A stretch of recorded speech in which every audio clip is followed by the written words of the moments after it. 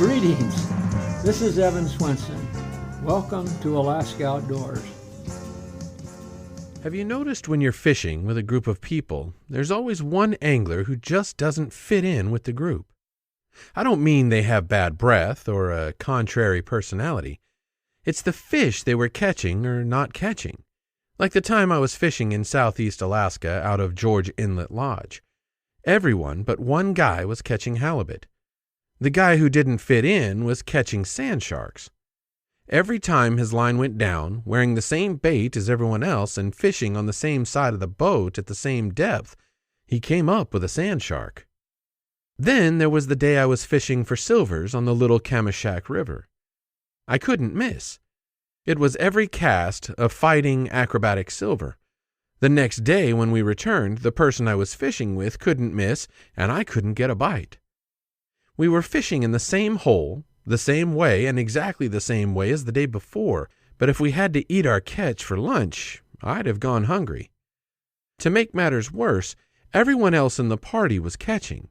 I was the only one who couldn't buy a fish. The same kind of thing happened on the Little Susitna River fishing for silvers with guide Andy Couch, owner of Fishtail River Guides. Besides myself, Andy's clients included my daughter-in-law Rebecca and my son Easton. We started early since Andy said he'd like to be the first one on the slide hole that morning. No sooner had we arrived than we began catching fish. Andy, the professional, outfished us, even though he was only trying to find the fish for us. He soon had 3 silvers in the cooler. I was next. This wasn't a catch and release day. This was a meat gathering for the freezer angling. It wasn't long before Rebecca had 3 silvers on ice in Andy's cooler.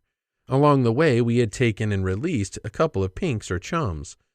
We held out for more desirable silvers. Once our limits were taken care of, we got comfortable in the boat and began helping Easton as we ate sandwiches and drank soda pop. Easton had caught more fish than any of us, but he had yet to connect on a silver. He couldn't get his line back in after a cast without a chum or pink on his hook, mostly pinks. After an hour or so of landing pinks, his cast and retrieve would be punctuated with, "Oh no, not another pink." It wasn't long until Andy started helping us help Easton. Each time Easton hooked a pink, Andy would sing "Hi-ho Humpy," and we'd all laugh. All except Easton. He was getting frustrated, but took the friendly ribbing in stride. Finally, Andy suggested we move to another hole and see if Easton's luck would change. It didn't, and Andy continued his "Hi-ho Humpy" serenade.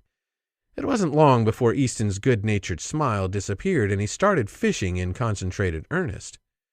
Easton was about ready to call it a day when a silver finally hit his lure, but his good fortune was short-lived as the silver was soon celebrating its freedom by jumping and shaking Easton's spinner at him, of course, less any attached line. A few casts later, sandwiched between Andy's Hi-Ho Humpy concerts, Easton finally regained a portion of his ego with the landing of a silver. With the netting of his first silver, his courage came back and he decided to continue fishing. His bad luck returned with his courage, and Andy's Hi-Ho Humpy song became more frequent until time ran out and mercifully saved Easton from further embarrassment. Of course, the ribbing didn't end with Easton putting away his rod. It continued until Andy said goodbye and called one more "Hi-Ho Humpy" to Easton as we departed the river.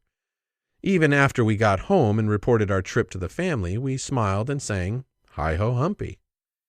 I'm surprised, however, that Easton hasn't remembered this and my last silver fishing trip with Andy Couch. It was a couple of years ago. Easton and Andy caught all the fish, and I was the one who didn't fit in. I didn't even catch a pink, so Andy couldn't sing "Hi-Ho Humpy."